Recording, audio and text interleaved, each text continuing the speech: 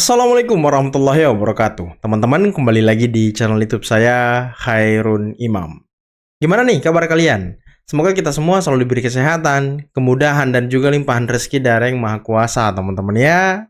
Nah, di video kali ini kita akan melihat sebuah tayangan yang sudah sangat ramai, sudah sangat viral di berbagai media sosial, yang dimana salah satu oknum anggota DPRD Gorontalo membuat sebuah pernyataan yang sangat-sangat mengejutkan dan tentu bisa menyakiti hati masyarakat. Dia mengatakan bahwa kita rampok, kita habisi saja uang negara ini, biar miskin. Waduh, kok bisa-bisanya gitu wakil rakyat ngomong seperti itu? Apa dia tidak belajar dari kasus Syahroni dan kawan-kawan kemarin? Hah? Tolonglah, komunikasinya itu diperbaiki walaupun ya sedang berdua atau lagi bercanda, hati-hati. Dan setelah ditelusuri, oknum anggota DPRD ini ternyata berasal dari PDI Perjuangan, fraksi PDI Perjuangan. Dan tahu kalian apa yang dilakukan setelah viral? Nanti kita simak videonya. Dan lagi, saya punya video teman-teman, di mana salah satu penasihat senior hubungan pelajar internasional yang sudah berkecimpung kurang lebih 24 tahun di dunia pendidikan internasional membungkam habis-habisan Roy Suryo. Ya, sepertinya beliau juga sudah geram gitu dengan narasi-narasi liar, framing-framing jahat Roy Suryo terhadap Mas Gibran yang seolah-olah dia mengerti, dia paham mengenai pendidikan di Australia, pendidikan di Singapura. Ternyata pemahaman Roy Suryo itu nol besar, teman-teman. Nanti kita simak video lengkapnya seperti apa ya. Dan Roy Suryo betul-betul dipermalukan di dalam video ini. Terakhir, kita juga akan melihat seperti apa Menteri Keuangan kita yang gayanya koboi itu, Pak Purbaya, membungkam juga salah satu media asing yang hadir dalam konferensi pers. Kira-kira kenapa ya? Dan seperti apa gaya berbicara Pak Purbaya kepada media asing ini? Tapi sebelum kita mulai, jangan lupa like, subscribe, dan share. Dan tanpa perlu berlama-lama lagi, mari kita mulai videonya berikut ini. Kita rampok aja uang negara ini kan. Kita habiskan aja biar negara ini makin miskin. Wow. Kita udah buka di begini ya. Jangan buat suara makin. Gila ada mau video. Nanti kita mau edit kita. Bos. Aman negara Makassar kita, Ji. Tujuan kita hari ini, bos. Kita hari ini menuju Makassar menggunakan uang negara. Bingung. Kita rampok aja uang negara ini kan. Kita habiskan aja. Wow. Biar negara ini makin miskin. Wow.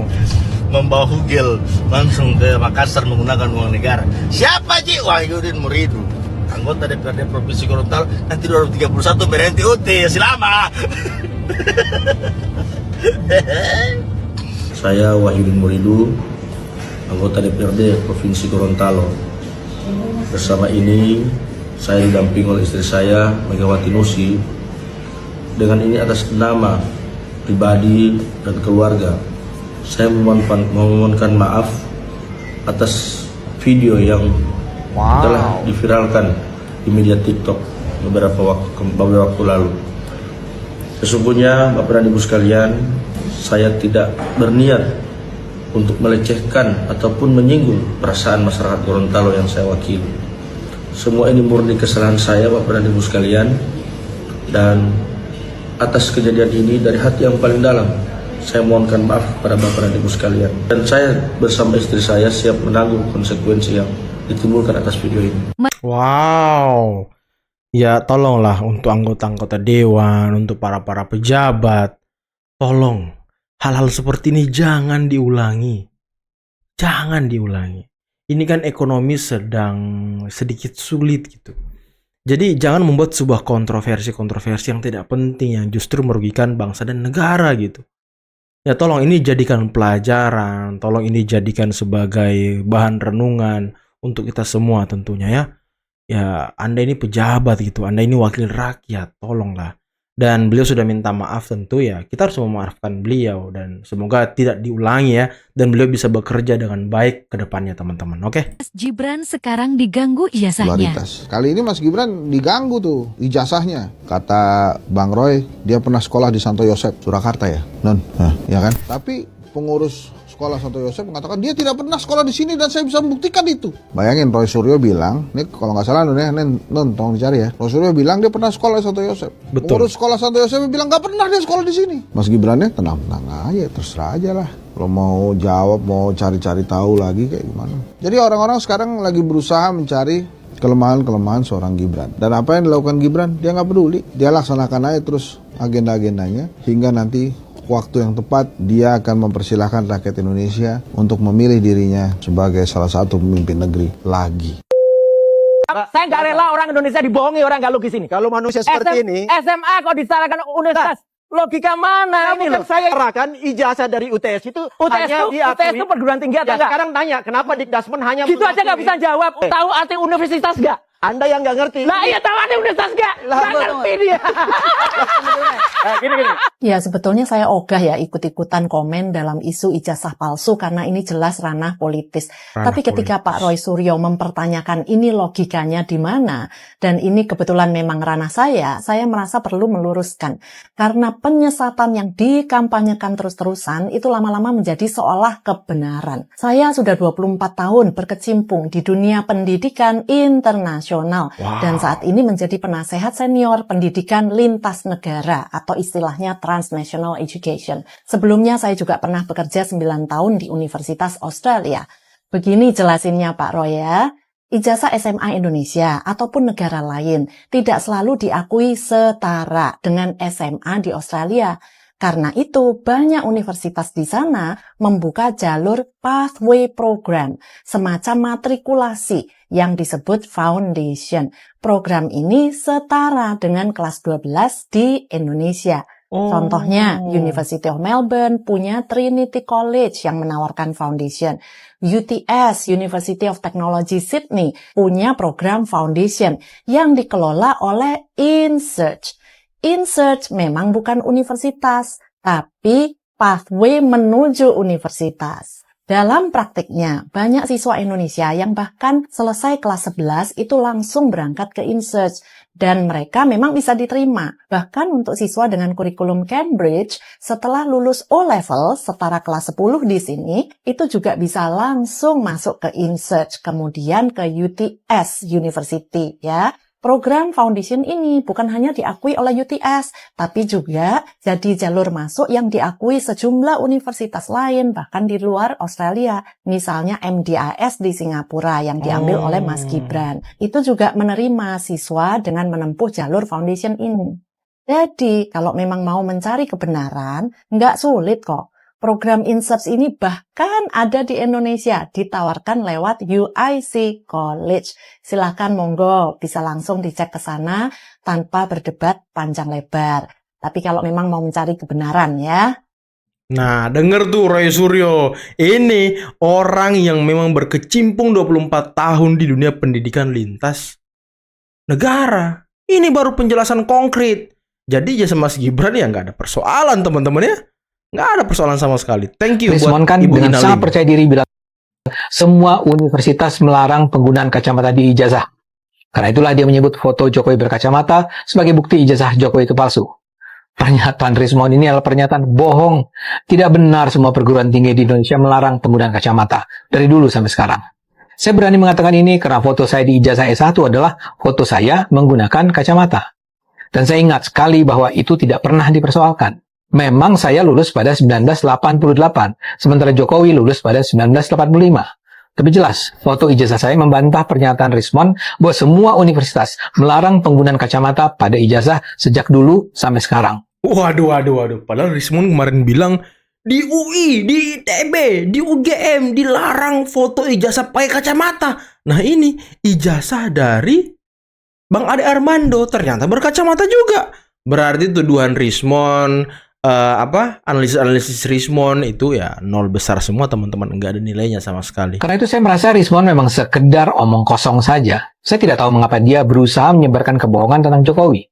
Tapi yang jelas, dia bersedia menyebarkan kebohongan secara kasat mata tentang Jokowi tanpa sedikit pun merasa malu atau merasa bersalah. Jadi Anda tanya ke Bloomberg dan sana, kenapa nggak fair? Tanya ke Sarah, jangan tanya ke saya ya. Boleh nggak Pak? Kalau berarti Sorry kalau sama asing gua agak sebel emang. Waduh. Habis mereka injek kita, lu gila kita. Kenapa Anda nanya itu? Anda pasti pikir saya mau melanggar 3% nanti ya? Siang Pak Purbaya, salam kenal sekalian Pak Grace dari Bloomberg News. Pak, dua pertanyaan. Bloomberg mana? Bloomberg lokal, Bloomberg internasional? Bloomberg internasional Pak. Boleh tanya nggak Pak, apa sebetulnya rencana pemerintah terkait dengan teks amnesti dan terkait dengan undang-undang keuangan negara tersebut Pak? Terutama undang-undang keuangan negara itu kan berkaitan dengan pengaturan batas defisit, batas rasio utang dan lain-lain. Apakah ada rencana terkait itu? Nggak ada kita berubah. Nggak ada kita berubah sampai sekarang. Kenapa Anda nanya itu? Anda pasti pikir saya mau melanggar 3% nanti ya? Nggak ada. Kalau ekonominya bagus, misalnya jurus saya berhasil, harusnya sih ekonominya akan lebih bergairah dan pendapatan pajaknya lebih tinggi juga. Harusnya kita nggak perlu merubah undang-undang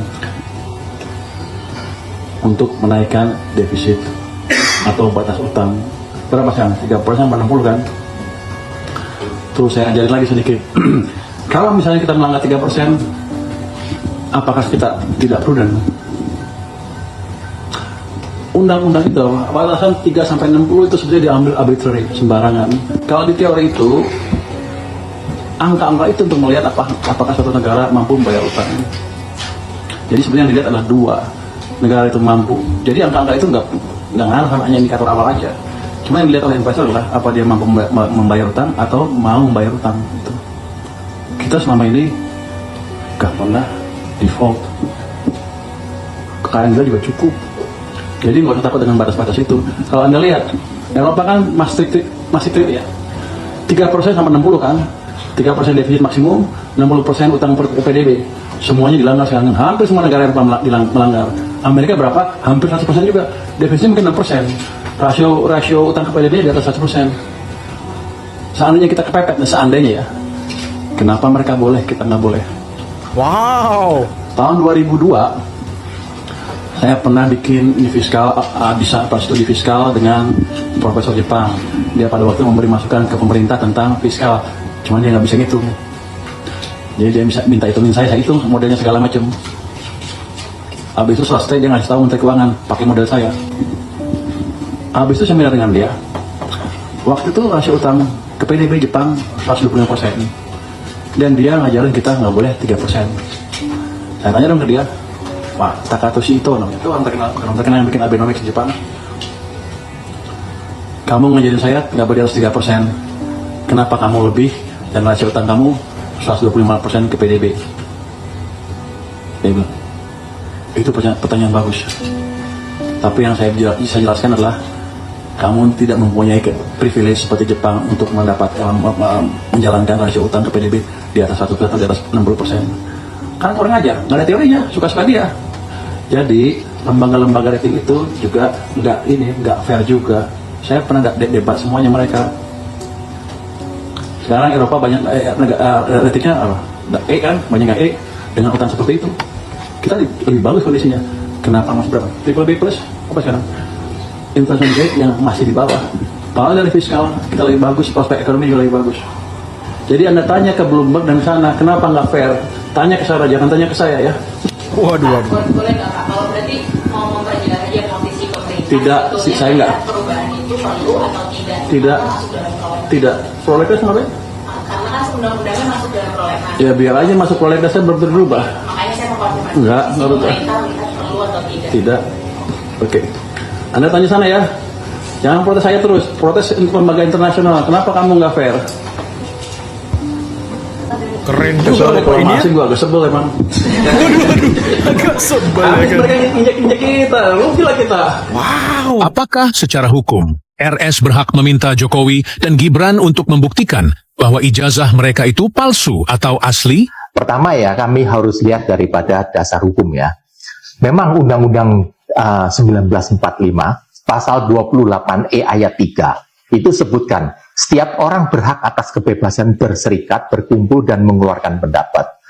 Pasal 28F, setiap orang berhak untuk berkomunikasi dan memperoleh informasi. Daripada Undang-Undang nomor 9 tahun 1998 tentang kemerdekaan menyampaikan pendapat di muka umum, Undang-Undang Nomor 14 tahun 2008 tentang Keterbukaan Informasi Publik atau KIP yang kita sebutkan sekarang. HR pasal 163 KUHP Perdata 1865 harus ingat bahwa barang siapa mengemukakan dalil, maka dialah yang harus membuktikan dalil tersebut. Nah, dengan demikian kan, RS itu punya kewajiban untuk membuktikan. Dia bukan berteriak di publik, kemudian dia berkoar kemanapun, meminta supaya Pak Jokowi atau putranya sekarang wakil presiden untuk membuktikan bahwa ijazahnya itu benar. Itu adalah keliru. Karena ijazah itu adalah adalah data pribadi yang dilindungi oleh undang-undang. Jadi tidak semuanya itu dapat dipublikasikan. Yang saya sangat sayangkan di sini, dengan hebohnya RS ini mempertanyakan dengan di berbagai media, di TV, dia itu sangat memperuncing suasana. Lupakah bahwa membukanya sesuatu tuduhan ini di mata internasional, kita harus ingat bahwa medsos ini kan bisa dibaca atau dilihat di seluruh dunia. Dimanapun di pelosok dunia ini bisa melihat. Dengan mendiskreditkan atau dalam hal ini mencurigain mantan presiden kita atau wakil presiden yang sekarang masih berjabat, tentu mempermalukan harkat martabat bangsa Indonesia yang menurut saya adalah tidak layak dan tidak pantas dilakukan di depan publik. Nah, dengar tuh Roy Suryo. Apalagi dalam hal ini sesuai dengan pada HR 163 dengan Pak KUHP 1865 bahwa RS itu wajib membuktikan bahwa itu tidak benar. Ya sangat saya menyimak daripada mengikuti berita-berita yang ada di medsos maupun di TV atau di berita. Itu selalu mengatakan menurut analisa digital dan sebagainya. Sedangkan di Republik Indonesia kita belum mengenal landasan hukum yang mengatakan digital forensik. Apalagi dalam hal ini tidak semua orang bisa mengeklaim dirinya itu sebagai seorang ahli. Ahli itu diberikan predikatnya itu oleh universitas. Kalau dalam hal ini universitas kalau menganggap bahwa yang bersangkutan tersebut itu layak wajar diberi suatu predikat sebagai profesor atau sebagai ahli. Nah, dalam hal ini saya hanya memberitahukan, menghimbau bahwa janganlah berkoar-koar. Tujuannya apa? Membuka sesuatu atau minta dalam hal ini, apalagi mencurigai bahwa ijazahnya ini benar atau palsu, apa yang diperoleh oleh RS dan kawan-kawannya. Justru yang diperoleh kan mempermalukan harkat martabat bangsa Republik Indonesia, termasuk saya, termasuk semua yang tidak layaklah kita lakukan. Nah, itulah tadi beberapa video yang bisa kita simak pada kesempatan kali ini, dan sepertinya saya sangat tertarik dengan penjelasan dari Ibu Ina Lim, seorang penasihat senior pendidikan lintas negara, yang dimana beliau sudah berkecimpung kurang lebih 24 tahun dan pernah bekerja selama kurang lebih 9 tahun di salah satu kampus di Australia. Dan beliau pasti paham betul seperti apa model pendidikan, program-program pendidikan yang ditawarkan oleh kampus-kampus ataupun universitas yang ada di Australia. Dan penjelasan Ibu tadi itu sudah sangat jelas, sudah sangat clear, sudah sangat gamblang bahwa memang UTS itu punya program kelas 12 yang setara dengan SMA. Nah, ini kan udah, ya tidak ada lagi pertentangan, teman-teman. Tidak ada lagi keraguan di ijazah Mas Gibran yang SMA-nya. Dan ya kalau kalian masih mempertentangkan itu, ya katanya tahun lulusnya 2007 dan suratnya dari Dikdasmen keluar itu tahun 2006. Nah, coba Anda tanya ke Dikdasmen kenapa tahunnya beda. Mas Gibran lulus 2007, kenapa suratnya kan ditulis 2006. Nah, itu minta penjelasan sama yang mengeluarkan surat, jangan Mas Gibran yang digugat. Ini kan cara berpikir yang konyol. Sampai-sampai mereka mengatakan, ya Gibran mundur saja jadi wapres. Kok mundur saja jadi wapres? Hah? Kok mundur saja? Kok disuruh mundur? Logikanya di mana gitu? Belum ada putusan pengadilan, belum ada putusan apapun mengenai kepalsuan ijazah ini ataupun seperti apa kejelasan ijazah ini, udah disuruh mundur. Ya udah, kalau kayak gitu memang ya dalam hati kalian sudah dipenuhi kebencian terhadap Pak Jokowi dan juga keluarga. Dengan berbagai kasus ijazah ini ya kita sudah bisa menakar. Dan kenapa Mas Gibran diam saja? Seperti kata Bung Hensat, ya memang nggak ada persoalan di ijazahnya. Mas Gibran diam saja, fokus bekerja, fokus menjalankan instruksi dan arahan dari Presiden Prabowo. Ya kalian itu nggak ada apa-apanya mungkin di mata Mas Gibran. Isu-isu yang kalian bangun itu ya isu-isu sampah. Nggak perlu untuk ditanggepin. Nggak perlu sama sekali. Lu mau si Roy Suryo, Rizwan, Subhan Palal, mau dia keluar-keluar di media mainstream, mau dia keluar-keluar di TV, ya terserah. Nggak ada pengaruhnya juga ke Mas Gibran. Mas Gibran santai, tetap bekerja, tetap berhubungan dengan masyarakat, tetap berdiskusi dengan masyarakat, melihat kondisi di bawah, melihat seperti apa jalannya program-program pemerintah di bawah, mengawal program pemerintah. Itu yang dikerjakan Mas Gibran. Terus si Subhan dan si Roy bilang, nanti kalau ini Gibran harus datang di pengadilan. Loh. Apa sih urusannya sama kalian? Kan udah ada kuasa hukum. Kasih aja dokumen-dokumennya kuasa hukum kan, biar kuasa hukum yang urus semuanya. Ngapain pula Mas Gibran ke pengadilan? Macam gak ada kerjaan Mas Gibran ini. Mas Gibran ini sedang sibuk loh, sibuk mengikuti dan menjalankan arahan presiden. Jangan diganggu-ganggu lagi. Aduh, heran sama orang-orang seperti ini ya. Heran loh. Kok bisa kekeh begitu dia? Mengganggu, terus menggoyang-goyang keluarga Pak Jokowi. Aneh gitu loh. Aduh, gimana lagi kan.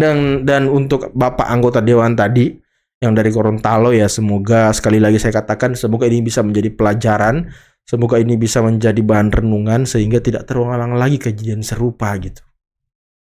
Dan ini bisa menjadi pelajaran bagi seluruh pejabat ataupun orang-orang yang menjadi wakil rakyat. Ya tolonglah komunikasinya diperbaiki. Kalau ada kamera mungkin jangan dulu ceplas-ceplos, dijaga omongannya.